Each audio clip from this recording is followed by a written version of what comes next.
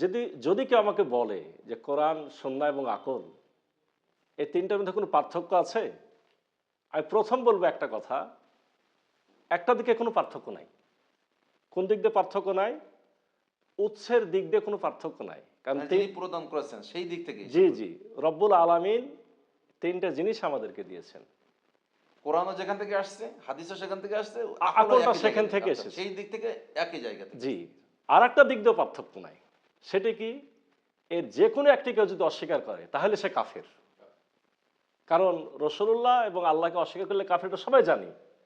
কিন্তু যখন আমরা কাফেরদের আলোচনা হিসেবে সূরা মুলকে দেখতে পাই, তখন কাফেররা যারা জাহান্নামে যাবে দ্বাররক্ষীরা বলবে, তোমরা কেন আসলে? তখন ওয়াকালু লাউ নাসমাউ ওয়াকালু লাউ কুন্না নাসমাউ নাসমাউ না আও নাকিলু নাকিলু মা কুন্না ফি আসহাবিস সাঈদ। যদি আমরা আকল খাটাতাম, তাদের কথা শুনতাম, তাহলে আজকে জাহান্নামে আসতে হতো না। তার মানে আকলকে অস্বীকার করলেও কাফের। তাহলে এই তিনটা বিষয়ের কিন্তু প্রথম আমি যেটা বলতে চাইলাম যে এর মধ্যে কোনো পার্থক্য দিক দিয়ে নেই। নাই। এখন পার্থক্য কোথায় সেটা আমরা শুনেছি।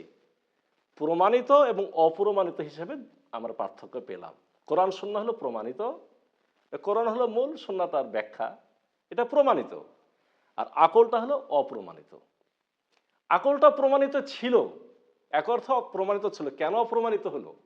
এর উদাহরণ আমরা আমাদের আধুনিক জগতে কম্পিউটার ভাইরাস দ্বারা বুঝতে পারি যে কম্পিউটারের প্রথমে সঠিক জ্ঞানটাই দেওয়া হয়, কিন্তু পরে বাইরের কোনো জ্ঞান যখন প্রবেশ করানো হয়, ক্ষতিকারক সফটওয়্যার ঢোকানো হয়, যেটাকে বলে ম্যালওয়্যার বা ক্ষতিকারক প্রোগ্রাম দেওয়া হয়, তখন ভাইরাসের কারণে ওই আগের জিনিসগুলো নষ্ট হয়, অবদমিত হয়।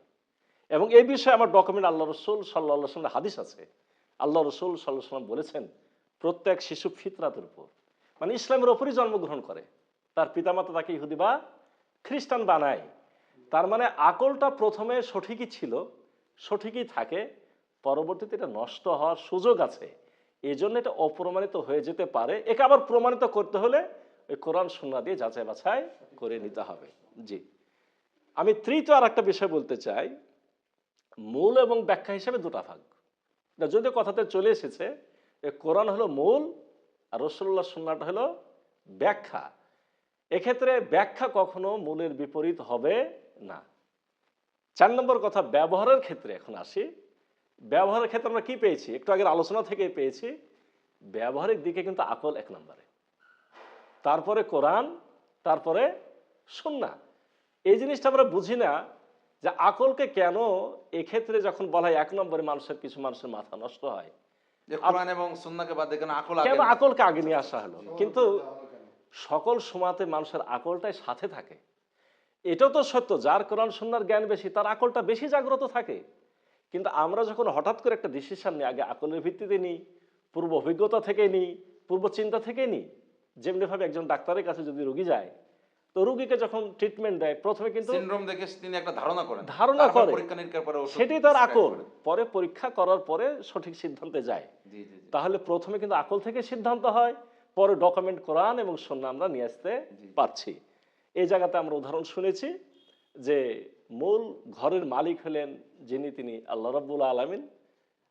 এই ঘরের যদি বলি ম্যানেজার, তাহলে বলতে পারি আমার রাসূল হযরত মুহাম্মদ সাল্লাল্লাহু সাল্লাম। আর দারোয়ান হলো আপনার এই আকল।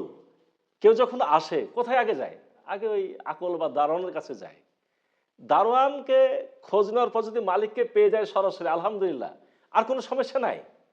কিন্তু মালিকও যদি কোনো কারণে না থাকে, অর্থাৎ আমরা কোরআনে যদি কিছু না খুঁজে পাই, তখন আমরা সুন্নাতে